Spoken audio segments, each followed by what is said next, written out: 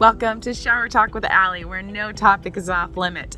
Today I'm coming to you from a trip we took, and we are in beautiful Miami and somewhere called No Name Harbor, this tiny little place on Key Biscayne. And there's nobody here. It's just my husband and myself. So before we get into why I'm doing this video on this gorgeous island, if you could remember to like and subscribe and hit the little bell button if you like this video, that would be awesome. So Miami is my heart and soul. It always has been. I was in college in 2001 in Los Angeles, and I got into a lot of trouble. And I decided I was going to transfer to South Beach and Miami because such a better decision, right? Anyway, I moved down here and it's just paradise. I transferred to the University of Miami, a little bit about my younger 20 years, and I majored in entrepreneurship. And I basically learned how to write business plans and did consulting for small businesses.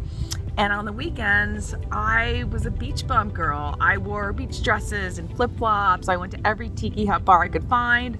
Right behind me, as you'll see, I would come to these little places called No Name Harbor, where there's not a lot of people, and I had made amazing friends, and life was just incredible. So I might live in Raleigh, North Carolina right now, but my heart really lies here. So every year, my husband and I try to come down for a week to 3 weeks, see all of my best friends, and really just enjoy life.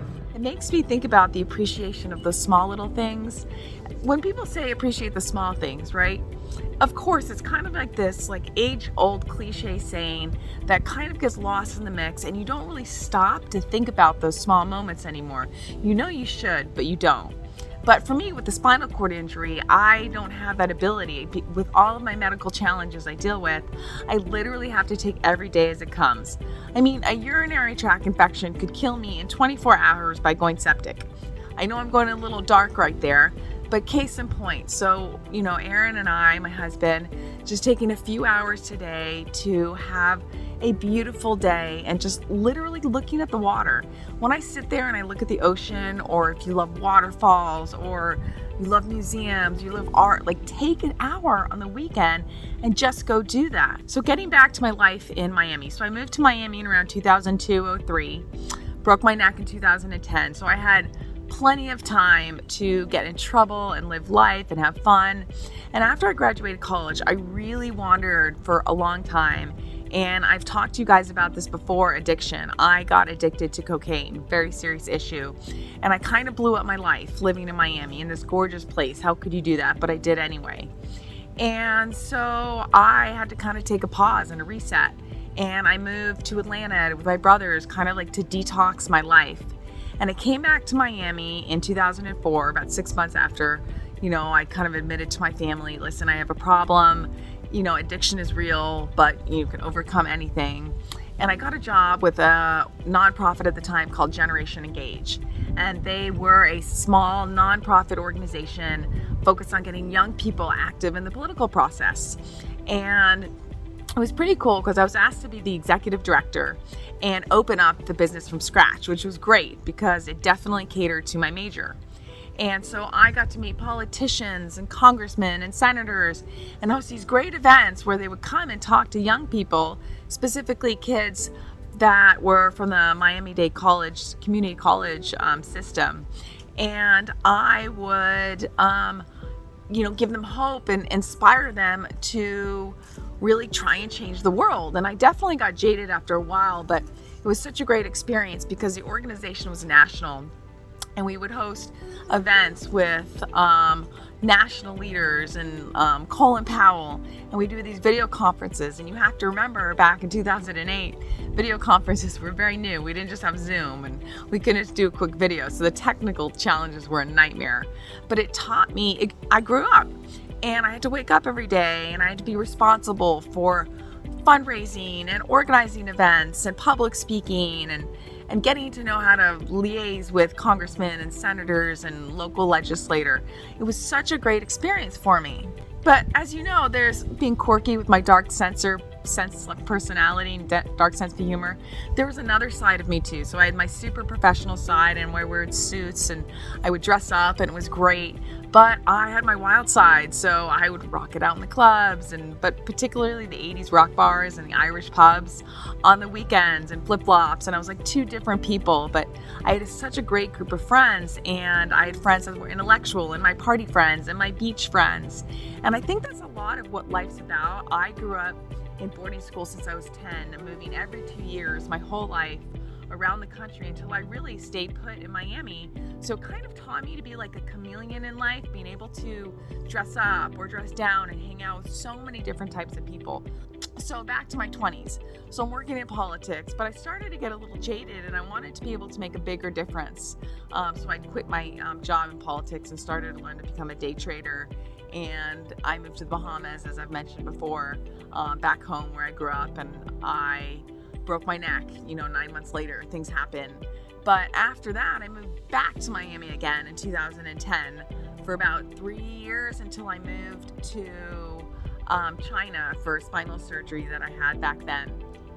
And when I was there, I was so sad because I was back in Miami, but I was in the hospital all the time. I had pulmonary embolisms, I had cervical cancer, I had cysts in my spinal cord, so I didn't really have the opportunity to enjoy Miami and the handicapped sailing schools they have here and the tiki hut bars.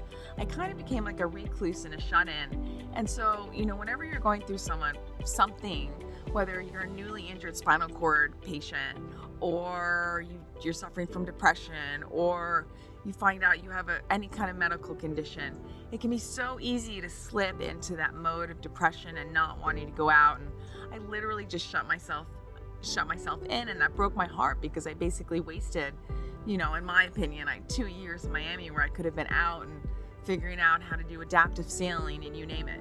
I never know what's going to happen. I have such a high risk of so many things happening, and I think there's so many people in this country who suffer from so many conditions, a lot of them that are invisible, right, that you can't even see. And it's, I can talk about my disability openly. It's physical. I mean, you can't hide the wheelchair. You can't hide my little paralyzed paws. I mean, I am who I am. But for those that don't really want to talk about things that are going on, I encourage you, whether you reach out to me, put in comments things you want me to talk about in the video. We can do videos together. I'm a firm believer in really just like working together, staying together, and kindness. I mean, even if somebody's having a bad day and they're rude to you, there's probably a reason they were rude to you, right? So philosophy is don't be rude, try and be kind. And if you want to be rude, just go in a corner and try to keep it to yourself, or, just find a different outlet, because, gosh, look where I am. Life is beautiful. Even filming this video, I'm kind of stuck in the sand and I can barely move right now. But my husband was kind enough to set up the picnic table for me and to help me do this great video. And those are those small acts of love that I'm so appreciative that he would even help me do that and drive down an hour just to come for an hour to enjoy, I literally had to see the ocean today, you guys. That was my main mission.